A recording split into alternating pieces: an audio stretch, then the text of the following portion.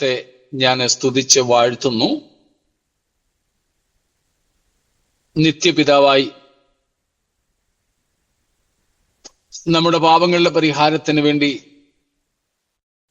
ഭൂമിയിൽ ജനമെടുത്ത നമ്മുടെ കർത്താവായ യേശുക്രിസ്തുവിന്റെ നാമത്തിലുള്ള സ്നേഹവും വന്ദനവും എല്ലാ പ്രിയപ്പെട്ടവർക്കും കർത്താവിന്റെ ദാസന്മാർക്കും ഞാൻ ഈ സമയത്ത് അറിയിക്കുന്നു. ഒരുമിച്ചുള്ള ഈ കൂട്ടായ്മ നമുക്ക് അനുഗ്രഹകരമാകട്ടെ. ഞാൻ യാത്രയിലായിരിക്കുന്നതിൻ്റെ അസൗകര്യങ്ങൾ ഒരുപക്ഷെ ഉണ്ടായേക്കാം, ദയവായി ക്ഷമിച്ചാലും.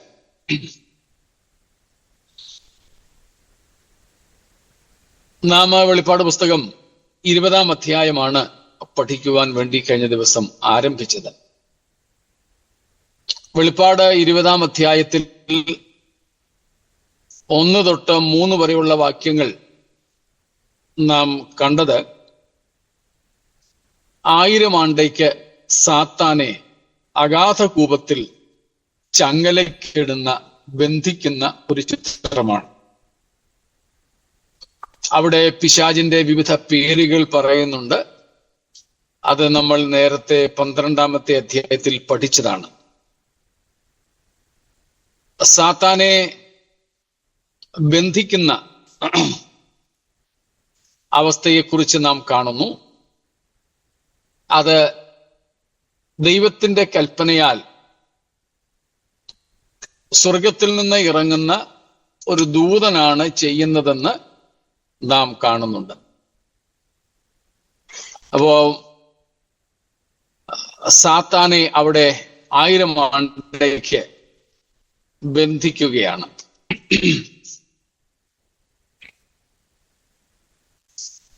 ആണ്ടേക്ക് ബന്ധിക്കുന്നു.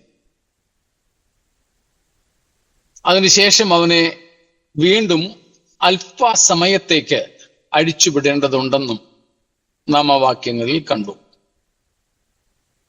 ആ വാക്യങ്ങളിൽ എന്തെങ്കിലും ഇനിയും നമുക്ക് മനസ്സിലാക്കുവാനായിട്ട് ഉണ്ട്, സംശയങ്ങളുണ്ട് എങ്കിൽ ചോദിക്കാവുന്നതാണ്. അവിടെ മാന്യമായി അല്ലെങ്കിൽ സാധാരണയായി ഉണ്ടാകാൻ ഇടയുള്ള ഒരു ചോദ്യമാണ് സാത്താനെ ബന്ധിക്കുന്ന വിഷയം. ഇന്ന് പലരും പ്രാർത്ഥനയിൽ സാത്താനെ ബന്ധിക്കുന്നതിനെ കുറിച്ച് നമുക്കറിയാം. പക്ഷെ അത് ദൈവവചനത്തിന്റെ അടിസ്ഥാനത്തിലല്ല. ദൈവവചനത്തിന്റെ അടിസ്ഥാനത്തിൽ പിശാചിനെ ബന്ധിക്കുവാൻ മനുഷ്യർക്ക് അധികാരം ദൈവം നൽകിയിട്ടില്ല. അവനോട് എതിർത്ത് നിൽക്കുക എന്ന ഉപദേശമാണ്, കൽപ്പനയാണ് നമുക്ക് തിരുവെഴുത്തിലുള്ളത്. അവന്റെ പ്രവൃത്തികളെ അഴിക്കുവാൻ ദൈവത്തിന്റെ പുത്രൻ പ്രത്യക്ഷനായി എന്ന് യോഹന്നാൻ തന്റെ ലേഖനത്തിൽ നമ്മോട് പറയുന്നു. അപ്പോൾ തന്നെ തന്റെ ശിഷ്യന്മാർക്ക് യേശുക്രിസ്തു കൊടുത്ത അധികാരം ലൂക്കോസ് 10-ാമത്തെ അധ്യായത്തിൽ അതിന്റെ 19-ാമത്തെ വാക്യത്തിൽ ആ വാക്യങ്ങളിൽ നാം കാണുന്നുണ്ട്. പാമ്പുകളെയും തേളുകളെയും ശത്രുവിന്റെ സകല ബലത്തെയും ചവിട്ടുവാൻ ഞാൻ നിങ്ങൾക്ക് അധികാരം നൽകുന്നു. അപ്പോൾ മനുഷ്യർക്ക് കർത്താവ് നൽകിയിട്ടുള്ള പിശാചിന്റെ മേലുള്ള അധികാരത്തിന്റെ പരിധികൾ നാം ലംഘിക്കരുത്. അത് ഭയം കൊണ്ടൊന്നുമല്ല. കർത്താവ് നമുക്ക് അത്രയുമേ അധികാരം നൽകിയിട്ടുള്ളൂ എന്ന കാരണത്താൽ തന്നെയാണ്.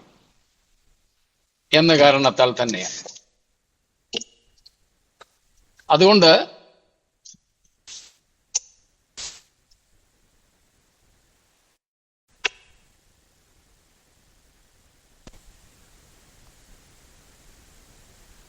കേൾക്കാമല്ലോ? ഓക്കെ. അതുകൊണ്ട് പിശാച് നമ്മുടെ പ്രാർത്ഥനകളെ അല്ലെങ്കിൽ നമ്മുടെ ശുശ്രൂഷകളെ പരിഹസിക്കാതിരിക്കേണ്ടതിന്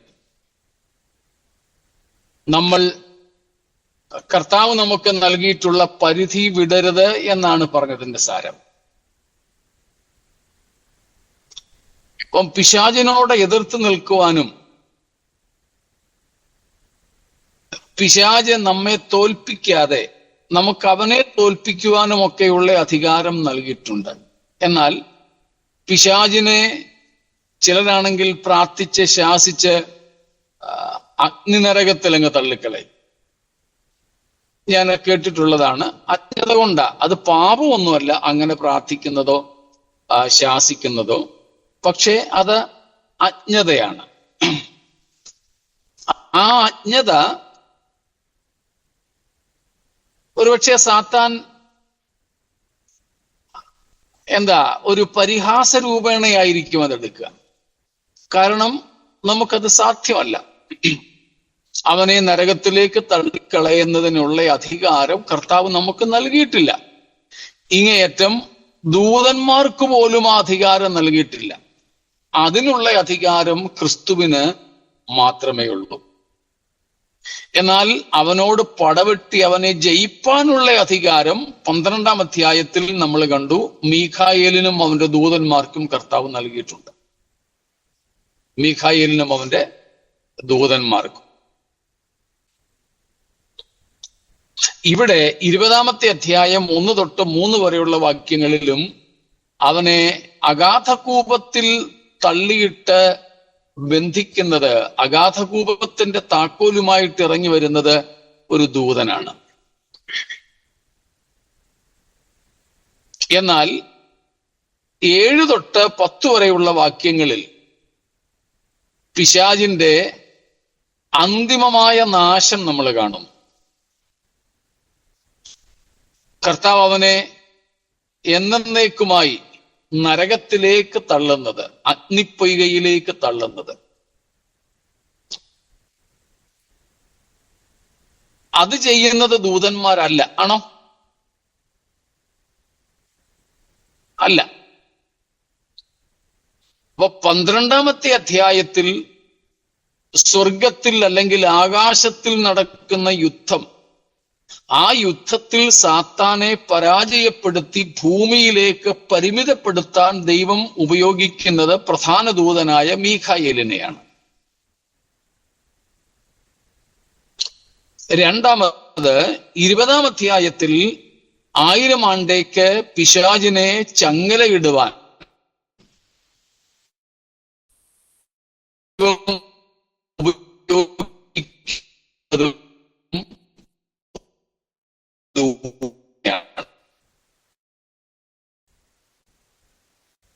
ഇത് രണ്ടും വ്യത്യസ്തമായിട്ടാണ് പിശാചിന്റെ അന്തിമ വിധി.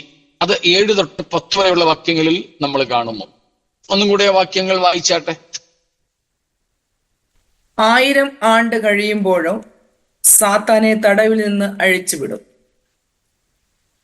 കേൾക്കുന്നുണ്ടോ? സ്ട്രക്കായല്ലോ. വായിച്ചു. അവൻ ഭൂമിയുടെ 4 ദിക്കിലുമുള്ള ജാതികളായി സംഖ്യയിൽ കടൽപ്പുറത്തെ മണൽ പോലെയുള്ള ഗോഗ് മാഗോഗ് എന്നവരെ യുദ്ധത്തിനായി കൂട്ടിച്ചേർക്കേണ്ടതിന് വശീകരിപ്പാൻ പുറപ്പെടും. അവർ ഭൂമിയിൽ പരക്കെ ചെന്ന് വിശുദ്ധന്മാരുടെ പാളയത്തെയും പ്രിയ നഗരത്തെയും വളയും. എന്നാൽ ആകാശത്തു നിന്ന് തീ ഇറങ്ങി അവരെ ദഹിപ്പിച്ചു കളയും. അവരെ വഞ്ചിച്ച പിശാചിനെ മൃഗവും കള്ളപ്രവാചകനും കിടക്കുന്ന ഗന്ധക തീപ്പൊയ്യിലേക്ക് തള്ളിയിടും. അവർ എന്നേക്കും രാപ്പകൽ ദണ്ഡനം സഹിക്കേണ്ടി വരും. സ്തോത്രം. നരകപ്പൊയ്കയിലേക്ക് അഥവാ തീപ്പൊയ്കയിലേക്ക് പിശാചിനെ തള്ളുന്നത് ന്യായം വിധിപ്പാൻ അധികാരമുള്ളവനാണ്. പിശാച് ഉൾപ്പെടെ എല്ലാവരുടെയും ന്യായവിധി നടത്തുന്നത് നമ്മുടെ കർത്താവായ യേശുക്രിസ്തുവാണ്. മനുഷ്യരെയും ദൂതന്മാരെയും വിധിക്കുന്നത്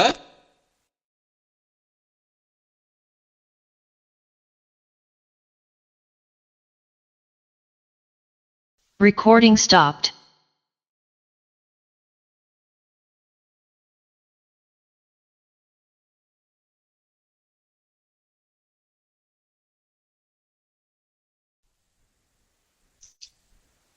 കേൾക്കാമോ?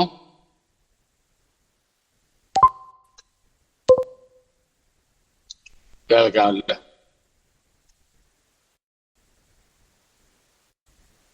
Recording in progress.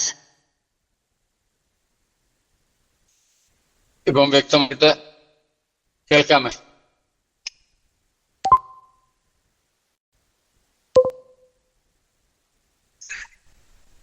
വീഡിയോ ഞാനൊന്ന് ഓഫ് ചെയ്തോട്ടെ. Recording stopped.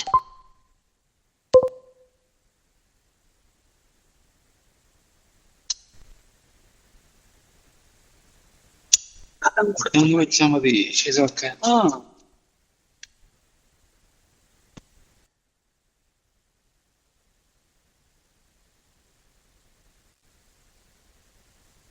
അപ്പൊ നമ്മള് കണ്ടത്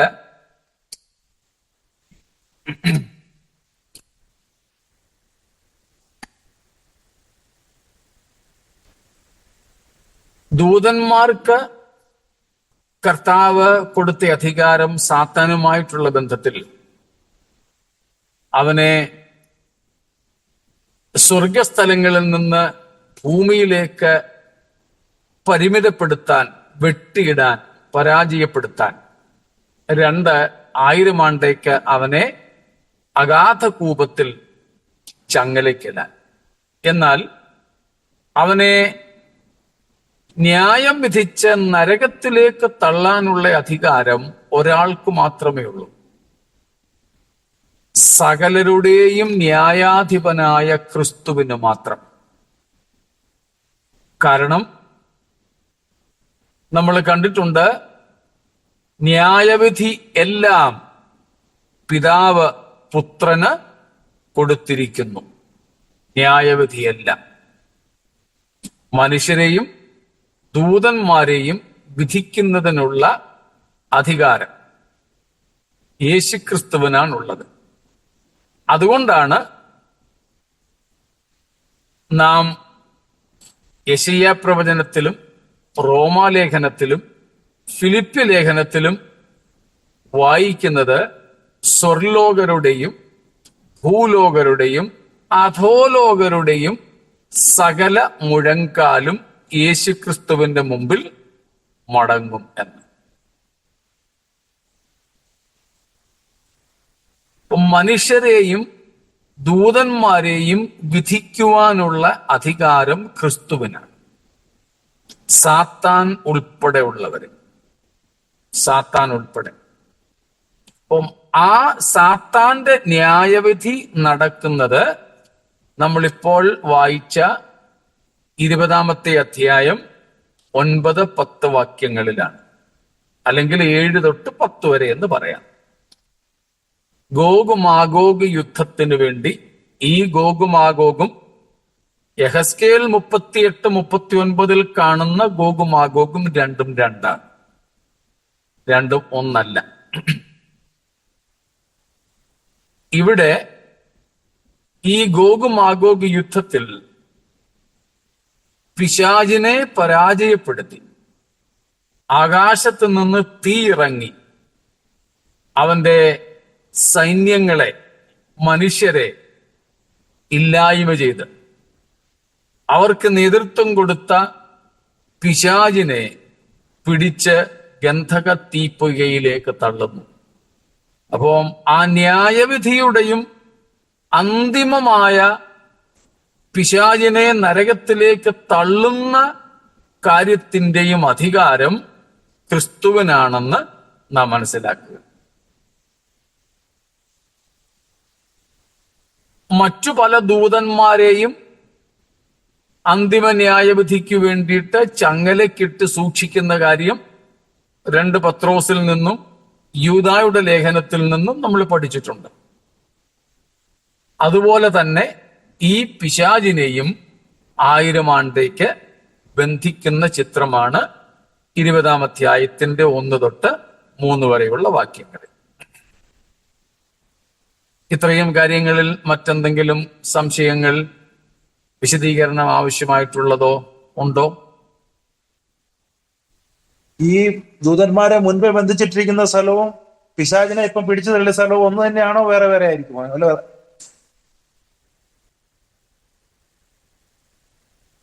പിശാചിനെ ഇടുന്നത് നാം ഇവിടെ വായിക്കുന്നു അഗാധ കൂപത്തിലാണ്. അതിനെ പാതാളം എന്ന നിലയിൽ തന്നെ മനസ്സിലാക്കാം. നാം 17 നാം അതിനു മുമ്പ് കണ്ടിട്ടുണ്ട്. കലശന്യായ വിധിയിൽ അഗാധ കൂപം തുറക്കുന്നതും അവിടെ നിന്നും ധാരാളം ദുരാത്മാക്കൾ പുറപ്പെടുന്നതുമൊക്കെ 15-ാം അധ്യായം മുതൽ നമ്മൾ കണ്ടു. അതുപോലെ യൂദായുടെ ലേഖനത്തിലും പത്രോസിന്റെ ലേഖനത്തിലും നമ്മൾ വായിക്കുന്നത് അവിടെയുള്ള ദൂതന്മാരെ ബന്ധിച്ചിരിക്കുന്നത് ഒരു കൂട്ടരെ അന്ധകാരത്തിൻ കീഴിൽ, മറ്റൊന്ന് അന്ധതമസിന്റെ ചങ്ങലയിട്ട് നരകത്തിലാക്കി. നരകത്തിൽ എന്നാണ് മലയാളത്തിൽ, ടാർട്ടറസ് എന്നാണ് അതിന്റെ ശരിയായ പദം. ടാർട്ടറസ് എന്ന് പറയുന്നത് ഗഹന്ന എന്ന നരകമല്ല, ഗഹന്ന എന്നാണ് നരകത്തിന്റെ അർത്ഥം. എന്നാൽ ഇത് ടാർട്ടറസ് ആണ്, പാതാളം, അധോലോകം എന്നൊക്കെയാണ് അതിന്റെ അർത്ഥം. അപ്പം ഇത് വ്യത്യസ്ത സ്ഥലങ്ങളാണ്. വ്യത്യസ്ത സ്ഥലങ്ങളെന്ന് പറഞ്ഞാൽ എല്ലാം പാതാളം തന്നെ, അധോലോകം തന്നെ. എന്നാൽ പാതാളത്തിലെ വിവിധ സ്ഥലങ്ങളെന്ന് അർത്ഥം. ഈ അഗാധകൂപവും അത് തന്നെ. കാരണം നമ്മൾ നേരത്തെ തന്നെ കണ്ടു, അഗാധകൂപത്തിൽ നിന്ന് പുക പൊങ്ങുന്നതും അവിടെ നിന്നും വെട്ടുക്കിളികൾ പോലെ ദുരാത്മസംഘം പുറപ്പെടുന്നതുമൊക്കെ. അപ്പം അതും അഗാധകൂപം തന്നെ ആയിരുന്നു. അതുകൊണ്ട് ഈ കിടക്കുന്ന അഗാധകൂപമല്ല, പകരം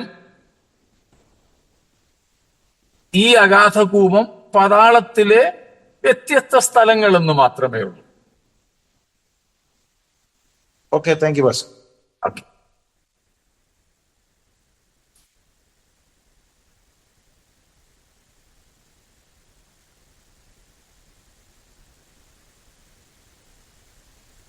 എങ്കിൽ ഇനി നമുക്ക് 4, 5, 6 വാക്യങ്ങൾ വായിക്കാം.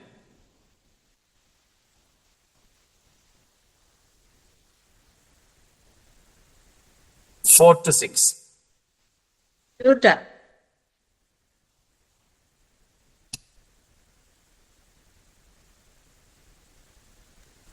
Then I saw thrones, seated on them were those to whom the authority to judge was committed.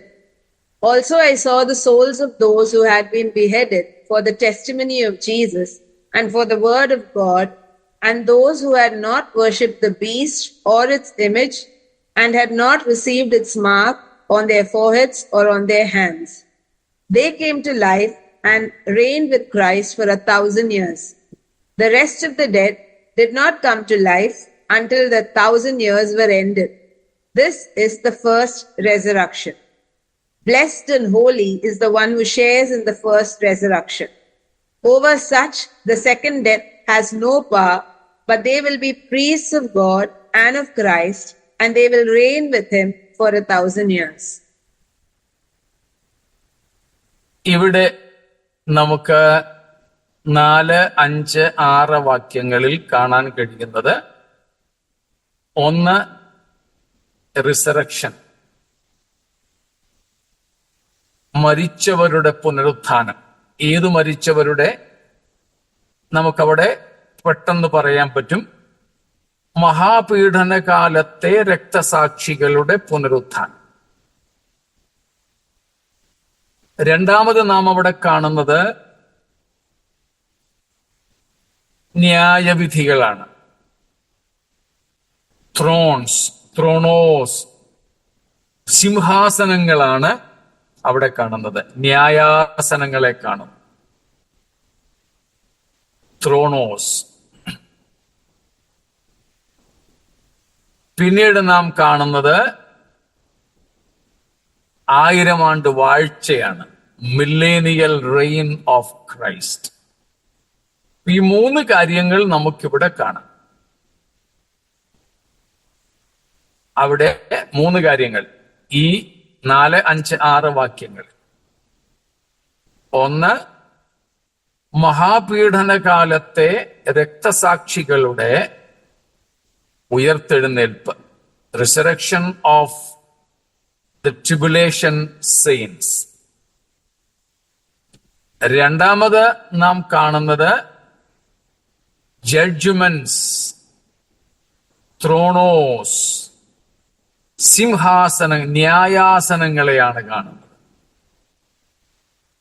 മൂന്നാമത് മില്ലേനിയൽ റെയിൻ ഓഫ് ക്രൈസ്റ്റ്, യേശു ക്രിസ്തുവിന്റെ സഹസ്രാബ്ദ വാഴ്ച. അപ്പൊ സഹസ്രാബ്ദ വാഴ്ചയിലേക്ക് നമുക്ക് പിന്നീട് വരാം. ന്യായവിധി, ത്രോണോസ്, ശിക്ഷാവിധി അല്ലെങ്കിൽ ന്യായാസനങ്ങൾ എന്നതിലേക്കും നമുക്ക് പിന്നീട് വരാം. ആദ്യം നമുക്ക് ഈ പുനരുത്ഥാനം എന്ന ഭാഗം ചിന്തിക്കാം. റിസറക്ഷൻസ് നമ്മൾ നേരത്തെ പഠിച്ചതാണ്. ഭാവികാല സംഭവങ്ങളെ ഏറ്റവും പ്രധാനമായിട്ട് 4 തരംതിരിക്കാമെന്ന്. ഉപവിഭാഗങ്ങൾ വേറെയുണ്ട്. ഏറ്റവും പ്രധാനമായി 4 സംഭവങ്ങൾ. ഒന്ന്, കർത്താവായ യേശുവിന്റെ മേഘപ്രത്യക്ഷത, midair advent of Jesus Christ. 2, different or diverse resurrections, വിവിധ ഉയർത്തെഴുന്നേൽപ്പുകൾ. 3, ഡൈവേഴ്സ് ജഡ്ജ്മെന്റ്സ്, വിവിധ ന്യായവിധികൾ. ആൻഡ് ഫൈനലി ഇറ്റേണിറ്റി, നിത്യത. ഇങ്ങനെ 4 പ്രധാനപ്പെട്ട സംഭവങ്ങളെ നമുക്ക് ഭാവി കാലത്തോടുള്ള ബന്ധത്തിൽ കാണാം. അതിൽ ഒന്നാമത്തേത് നമ്മുടെ കർത്താവായ യേശുവിന്റെ സഭയെ ചേർക്കുവാനുള്ള വരവാണ്. നാം അതേക്കുറിച്ച് കുറെ കാര്യങ്ങളൊക്കെ നേരത്തെ പഠിച്ചു കഴിഞ്ഞു. അതുകൊണ്ട് അതിന്റെ ആവർത്തനം ചെയ്യുന്നില്ല. എന്തെങ്കിലും സംശയങ്ങളുണ്ടെങ്കിൽ തീർച്ചയായും നിങ്ങൾക്ക് നിവാരണം വരുത്താം. ഭാവികാല സംഭവങ്ങളെ പലതായി നമുക്ക് തിരിക്കാം. ഏറ്റവും പ്രധാനപ്പെട്ട 4 ഭാഗങ്ങളായി തിരിച്ചാണ് ഇപ്പോൾ നമ്മൾ പഠിച്ചത്. അതിൽ ഒന്നാമത്തേത് ക്രിസ്തു സഭയ്ക്ക് വേണ്ടി വരുന്ന വരവാണ്. ക്രിസ്തു മണവാളനായി വരുന്ന വരവാണ്. ക്രിസ്തു മേഘങ്ങളോളം മാത്രം വന്നിട്ട് സഭയെ തന്റെ അടുക്കൽ ചേർക്കുന്ന ആ ചേർപ്പാണ്. സ്തോത്രം. അതാണ് ഭാവി കാലത്ത് സംഭവിപ്പാനിരിക്കുന്ന സകല സംഭവങ്ങളുടെയും താക്കോൽ സംഭവം. യേശുവിന്റെ മടങ്ങിവരവ് ആ നിലയിൽ സംഭവിക്കുന്നില്ല എങ്കിൽ പിന്നെ നമ്മൾ പ്രതീക്ഷിക്കുന്നതും പ്രത്യാശിക്കുന്നതുമായ വേറെ യാതൊരു ഭാവികാല സംഭവങ്ങളും നടക്കുകയില്ല. നമ്മളതേക്കുറിച്ച് പഠിച്ചു കഴിഞ്ഞു.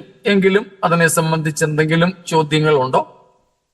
കർത്താവായ യേശുവിന്റെ മേഘപ്രത്യക്ഷത അഥവാ സഭയെ ചേർക്കുവാനുള്ള വരവ്.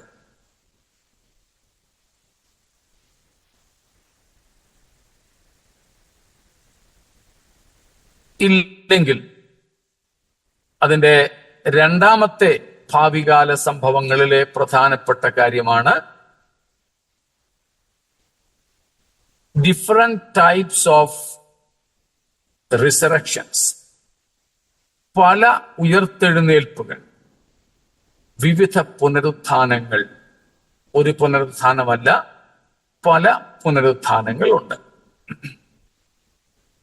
നമ്മൾ നേരത്തെ പഠിച്ചതാണ് പുനരുത്ഥാനത്തെ പ്രധാനമായി നമ്മൾ രണ്ടായിട്ട് തിരിച്ചു. ഒന്ന്, ദ്രവത്വത്തിലേക്കുള്ള ഉയർപ്പ്. രണ്ട്, അദ്രവത്വത്തിലേക്കുള്ള ഉയർപ്പ്. Resurrection to mortality and immortality. ഇതാണ് പ്രധാനപ്പെട്ട ഉയർത്തെഴുന്നേൽപ്പിന്റെ വിഭജനം. നമ്മളതും പഠിച്ചിട്ടുള്ളതാണ്. റിസറക്ഷൻ ടു മോർട്ടാലിറ്റി, മർത്യതയിലേക്ക് അല്ലെങ്കിൽ ദ്രവത്വത്തിലേക്കുള്ള ഉയർപ്പ് എന്ന് പറയുന്നത് ഉയർത്തെഴുന്നേറ്റ ശേഷം വീണ്ടും മരിക്കാവുന്ന അവസ്ഥയാണ്. അത് നമ്മൾ കണ്ടിട്ടുണ്ട്. ബൈബിളിൽ 8 സംഭവങ്ങൾ, പഴയ നിയമത്തിൽ 3, യേശുക്രിസ്തുവിന്റെ ശുശ്രൂഷയിൽ 3, അപ്പോസ്തോലിക കാലത്തിൽ 2, ഇങ്ങനെ 8 ദ്രവത്വത്തിലേക്കുള്ള ഉയർത്തെഴുന്നേൽപ്പുകൾ ബൈബിളിൽ കാണുന്നുണ്ട്. അതിലേറ്റവും പ്രധാനപ്പെട്ടതാണ് ലാസറിന്റെ ഉയർപ്പ്. മരിച്ച് 4 നാളായി ശരീരമൊക്കെ അഴുകിത്തുടങ്ങിയ ആ ലാസറിനെ യേശു കർത്താവ് താൻ മുൻപ് ആയിരുന്ന അതേ അവസ്ഥയിലേക്ക് ഉയർത്തെഴുന്നേൽപ്പിച്ചു. പക്ഷെ നമ്മൾ ഇവിടെ പറയുന്ന ഉയർത്തെഴുന്നേൽപ്പുകൾ ആ ഗണത്തിൽ പെടുന്നതല്ല. അത് നമുക്കൊരു അത്ഭുതമെന്ന് കാണാം. പക്ഷേ ഒരു ഭാവി പ്രത്യാശ എന്ന നിലയിൽ അതിനെ കണക്കാക്കാൻ പറ്റില്ല. എന്നാൽ രണ്ടാമത്തേത് എന്ന് വെച്ചാൽ അദ്രവത്വത്തിലേക്കുള്ള ഉയർപ്പ് അല്ലെങ്കിൽ അമർത്യതയിലേക്കുള്ള ഉയർപ്പ്, റിസറക്ഷൻ ടു ഇമ്മോർട്ടാലിറ്റി. അതാണ് നമ്മൾ ഇവിടെ പറയുന്ന ഭാവി കാലത്ത് സംഭവിപ്പാനിരിക്കുന്ന കാര്യം. ഭാവികാല സംഭവങ്ങളിൽ ഉണ്ടാകുവാനിരിക്കുന്നത് ഈ അമർത്യതയിലേക്കുള്ള, അക്ഷയതയിലേക്കുള്ള ഉയർപ്പാണ്, അദ്രവത്വത്തിലേക്കുള്ള ഉയർപ്പ്. അതിനെയും നമ്മൾ വീണ്ടും രണ്ടായിട്ട് തരംതിരിക്കുന്നു. വേദപുസ്തകാടിസ്ഥാനത്തിലാണ് ഒന്നാം പുനരുത്ഥാനമെന്നും രണ്ടാം പുനരുത്ഥാനമെന്നും അതിനെ വിളിക്കാം. ഒന്നാം പുനരുത്ഥാനത്തെ മരിച്ചവരുടെ ഇടയിൽ നിന്നുമുള്ള ഉയർത്തെഴുന്നേൽപ്പെന്ന് വിളിക്കാം. ഒന്നാം പുനരുത്ഥാനമെന്ന് നമ്മളിപ്പോൾ കണ്ടത് ഓർക്കുമല്ലോ. 6-ാം വാക്യത്തിൽ നമ്മൾ വായിച്ചു. വെളിപ്പാട് 20-ന്റെ 6-ാം വാക്യത്തിൽ നമ്മൾ വായിച്ചു, ഒന്നാം പുനരുത്ഥാനത്തിൽ പങ്കുള്ളവൻ ഭാഗ്യവാനാണ്, പിന്നെ വിശുദ്ധനുമാകും. വിശുദ്ധനുമാണ്. സ്തോത്രം. ഒന്നാം പുനരുത്ഥാനമെന്ന് നാം അവിടെ കാണും. ഈ ഒന്നാം പുനരുത്ഥാനത്തിന്റെ വിവിധ പേരുകളുമൊക്കെ നമ്മൾ ചിന്തിച്ചിരുന്നു എന്നാണ് എൻ്റെ ഓർമ്മ, അല്ലേ?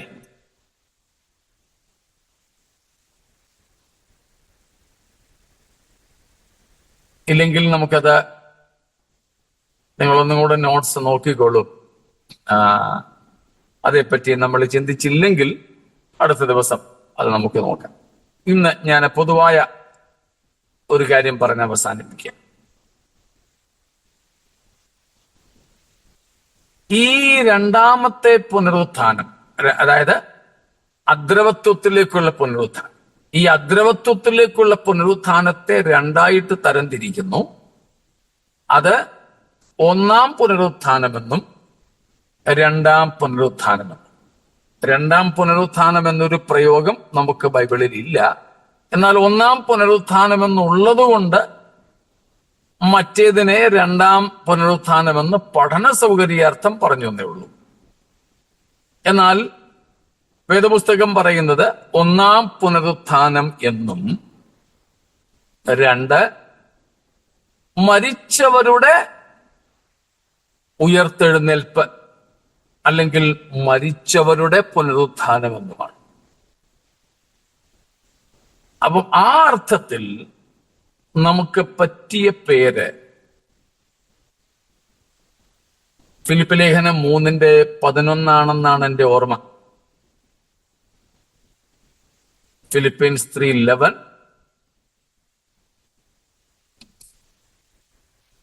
മരിച്ചവരുടെ ഇടയിൽ നിന്നുള്ള പുനരുത്ഥാനം. അതെ, 11 വാക്യല്ലേ? അതെ അതെ അതെ. ഇംഗ്ലീഷിലോ? സെയിം. ഓക്കെ. വേഴ്സ് 11 അവിടെ പറയുന്നു resurrection from among the dead. മറ്റേതോ റിസറക്ഷൻ ഓഫ് ദ ഡെഡ്.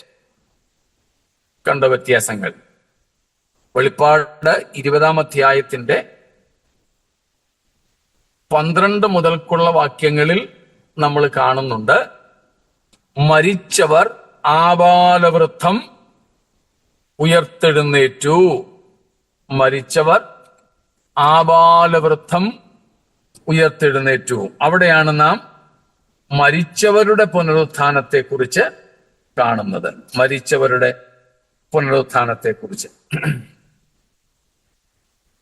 അപ്പം അതിന്റെ 12-ാമത്തെ വാക്യമാണ്.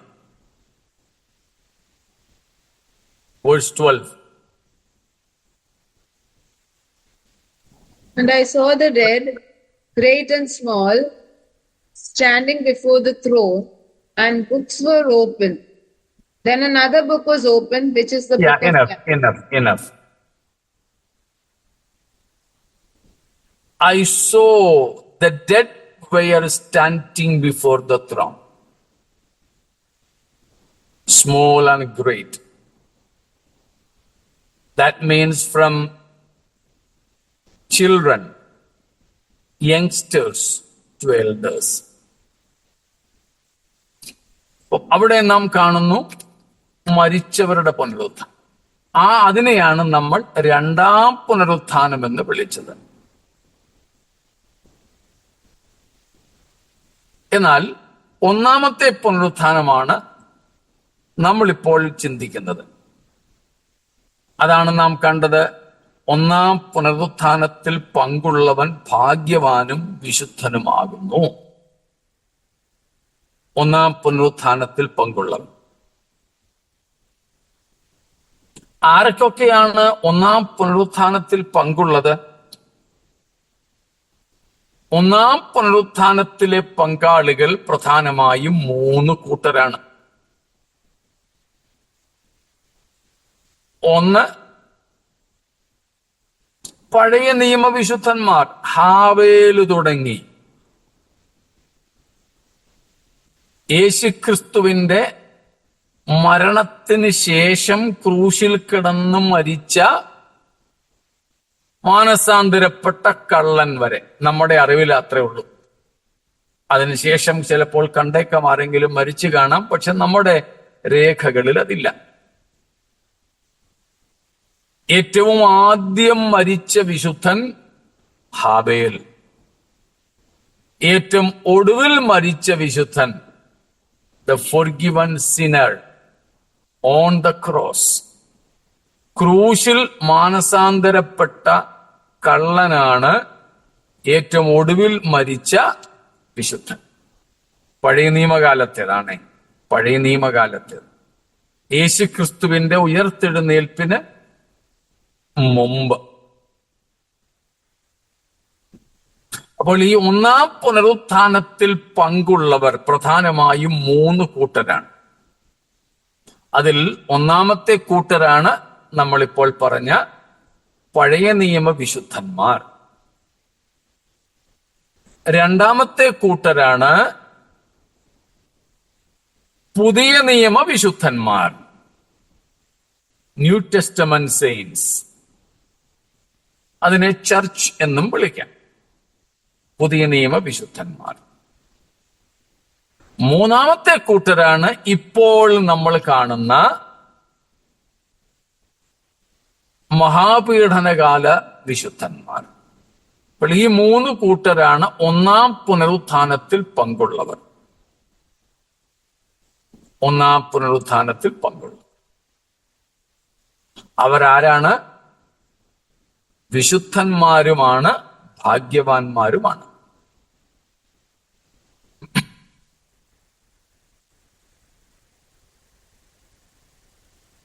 ഇത്രയും വ്യക്തമാണല്ലോ.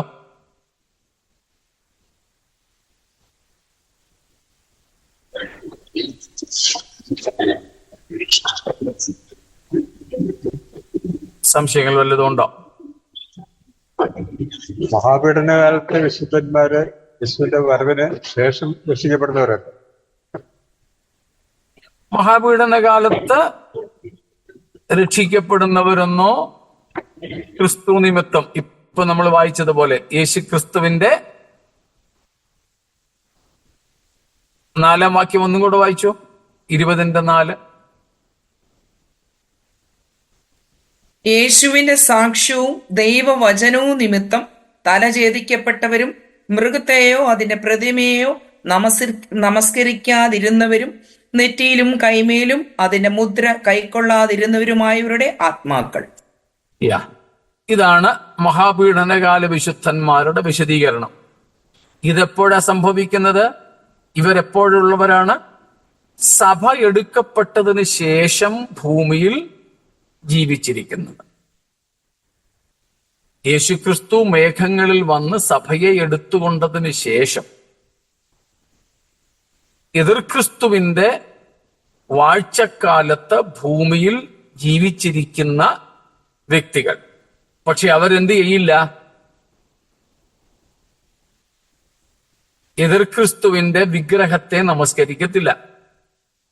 അവന്റെ മുദ്രയും ശരീരത്തിൽ ഏൽക്കുകയില്ല. പകരം അവരെന്ത് ചെയ്യും? യേശുക്രിസ്തുവിന്റെ സാക്ഷികളായിരിക്കും. ദൈവവചനം അവർ പ്രമാണിക്കും. ഇവരാണ് മഹാപീഡനകാലത്തെ വിശുദ്ധന്മാർ. സഭയുടെ എടുക്കപ്പെടലിന് ശേഷം യേശുക്രിസ്തുവിന്റെ മേഘപ്രത്യക്ഷതയ്ക്ക് ശേഷം എതിർക്രിസ്തുവിന്റെ ഭരണകാലത്ത് ജീവിച്ചിരിക്കുകയും ക്രിസ്തുവിനോടുള്ള വിധേയത്വം നിമിത്തവും ദൈവവചനത്തോടുള്ള അനുസരണം നിമിത്തവും രക്തസാക്ഷികളാവുകയും ചെയ്തവർ.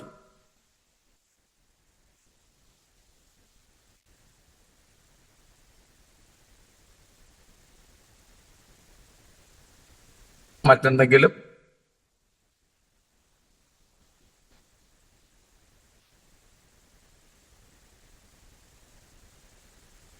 ഒന്നുമില്ല. പാസ്റ്റർ, ഈ പഴയ നിയമ വിശുദ്ധന്മാരും പുതിയ നിയമ സഭയും കൂടെ ഒന്നിച്ചാണോ ഉയർത്തെഴുന്നേൽക്കുന്നത്? തൽക്കാലത്തേക്ക് ഉത്തരം യെസ് എന്ന് തന്നെയാണ്.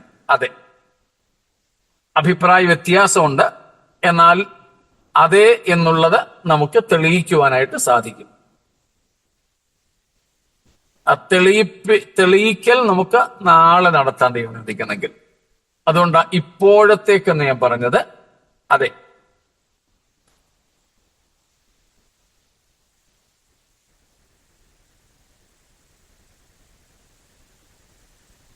Okay, thank you.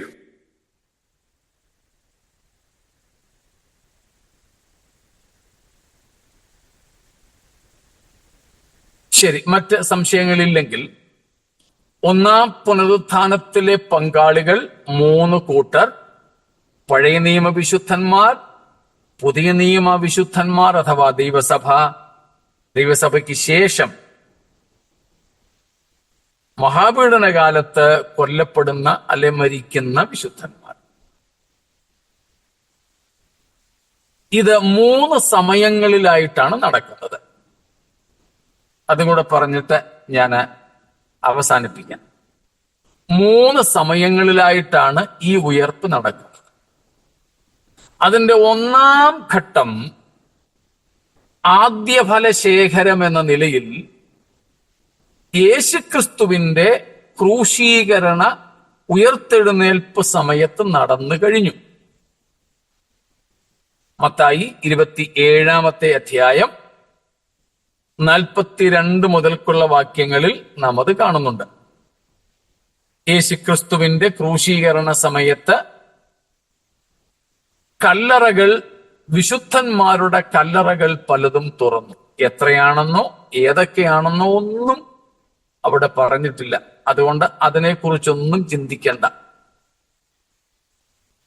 പഴയ നിയമകാല വിശുദ്ധന്മാരിൽ ആരുടെയൊക്കെയോ കല്ലറകൾ തുറന്നു, അവർ ഉയർത്തെഴുന്നേറ്റു.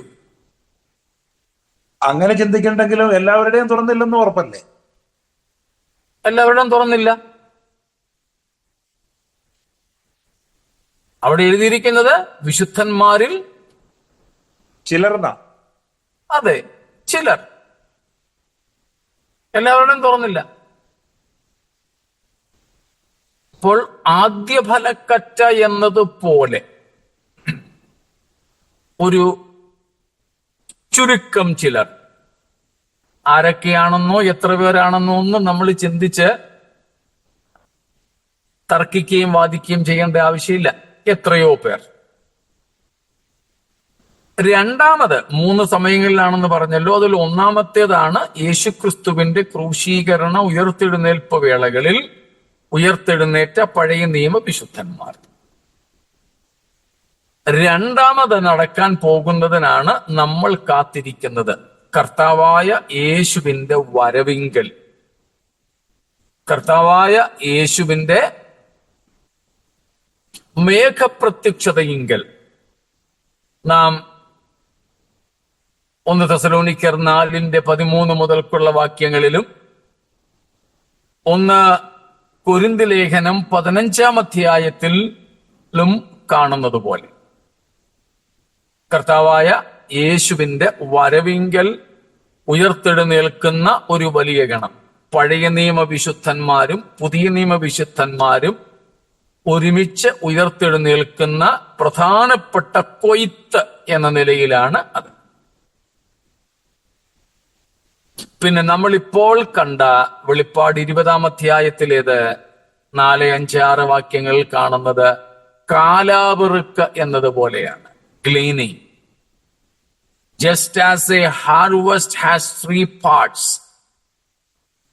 the resurrection of the saints, the first resurrection, the resurrection from among the dead, can also be termed in terms of a harvest. A harvest has 3 parts of harvesting of the first fruits and the main harvest, and finally the gleaning. The same way, along with Jesus Christ, the Old Testament saints, some of them got resurrected in Matthew 27:42 following. And the key harvest is still awaiting when Christ comes, as per 1 Thessalonians 4:13 through 17. And the third part is recorded in this particular portion, Revelation 24:6. അപ്പൊ ഈ 3 സന്ദർഭങ്ങളിലായി ഈ 3 വിഭാഗത്തിൽപ്പെട്ട വിശുദ്ധന്മാരുടെ ഉയർപ്പിനെ ഒരുമിച്ച് ചേർത്ത് പറയുന്ന പേരാണ് ഒന്നാം പുനരുത്ഥാനം.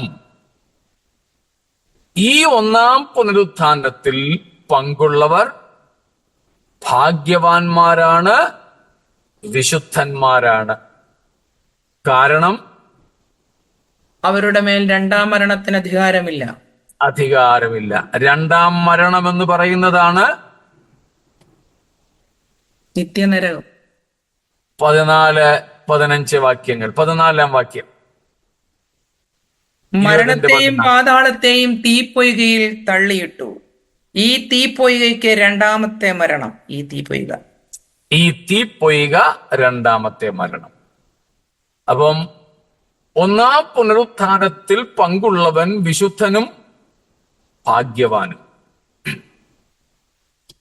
അതിൽ പങ്കാളികളാകുന്നത് ഈ 3 കൂട്ടർ, ഈ 3 വ്യത്യസ്ത സമയങ്ങളിൽ. അവർ ഭാഗ്യവാന്മാരാകുന്നതിന് കാരണം രണ്ടാം മരണത്തിന് അഥവാ നരകപ്പൊയ്കയ്ക്ക്, അഗ്നി ഗന്ധക പൊയ്കയ്ക്ക് ഇവരുടെ മേൽ അധികാരമില്ല. ഇവർ നിത്യശിക്ഷാവിധിയിൽ നിന്ന് ഒഴിവുള്ളവരാണ്, നരകവിധിയിൽ നിന്ന് ഒഴിവുള്ളവരാണിവർ എന്നതാണ് അവർ ഭാഗ്യവാന്മാർ എന്ന് പറയുവാൻ കാരണം. ഇത്രയും കാര്യങ്ങൾ വ്യക്തമാണോ?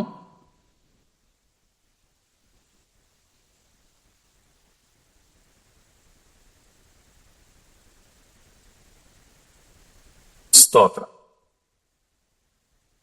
എങ്കിൽ പ്രിയരെ, ഈ പുനരുത്ഥാനത്തിനായി നമുക്ക് കാത്തിരിക്കാം. ഇതിന് വിവിധ പേരുകൾ ഉണ്ട്, അത് നമ്മൾ പഠിച്ചു എന്നാണ് എൻ്റെ ഓർമ്മ. നിങ്ങളൊന്ന് നോട്ട്സ് ഒന്ന് ചെക്ക് ചെയ്തേക്കുക. ഇല്ലെങ്കിൽ നമുക്ക് നാളെ ആ കാര്യങ്ങൾ നോക്കാം, കർത്താവിന്റെ വരവ് താമസിച്ചാൽ. ഇല്ലെങ്കിലും കർത്താവായ യേശുവിന്റെ വരവിങ്കിൽ നമ്മുടെ ഈ മൺമയമായ ശരീരം വിൺമയമായി രൂപാന്തരപ്പെടുന്നതിനെ കാത്തിരിക്കുകയാണ്. പൗലോസിന്റെ ഭാഷയിൽ പറഞ്ഞാൽ ആത്മാവിന്റെ ആദ്യദാനം, ആത്മാവെന്ന ആദ്യദാനം പ്രാപിച്ചിരിക്കുന്ന നാമം നമ്മുടെ ശരീരത്തിന്റെ വീണ്ടെടുപ്പായ പുത്രത്വത്തിന് വേണ്ടി ഉള്ളിൽ ഞരങ്ങി കാത്തിരിക്കുന്നു. അത് താമസം വിന സംഭവിക്കും. ആ കർത്താവിന്റെ വരവെങ്കിൽ നാമും അവനോട് അനുരൂപരായി കർത്താവിനോടുകൂടെ എടുക്കപ്പെടും എന്നുള്ള പ്രത്യാശയോടെ നമുക്ക് നമ്മുടെ ജീവിതത്തെ കഴിക്കാം. ഇതുവരെ ആരെങ്കിലും ആ പ്രത്യാശ ഇല്ലാത്തവരായിരിക്കുന്നെങ്കിൽ യേശുവിനെ കർത്താവും രക്ഷിതാവുമായി സ്വീകരിക്കുക. നമ്മുടെ പാപങ്ങൾക്ക് പരിഹാരമായി ക്രൂശിൽ തന്നെത്താൻ ഏൽപ്പിച്ചു കൊടുത്ത ദൈവപുത്രനെ, മരണത്തിൽ നിന്നും ഉയർത്തെഴുന്നേറ്റ യേശുവിനെ നമ്മുടെ കർത്താവായി ജീവിതത്തിൽ സ്വീകരിച്ചുകൊണ്ട് ക്രിസ്തുവിന്റെ വരവിനായിട്ട് നമുക്ക് ഒരുങ്ങാം. ഈ വചനങ്ങളാൽ ദൈവം നമ്മെ അനുഗ്രഹിക്കുമാറാകട്ടെ.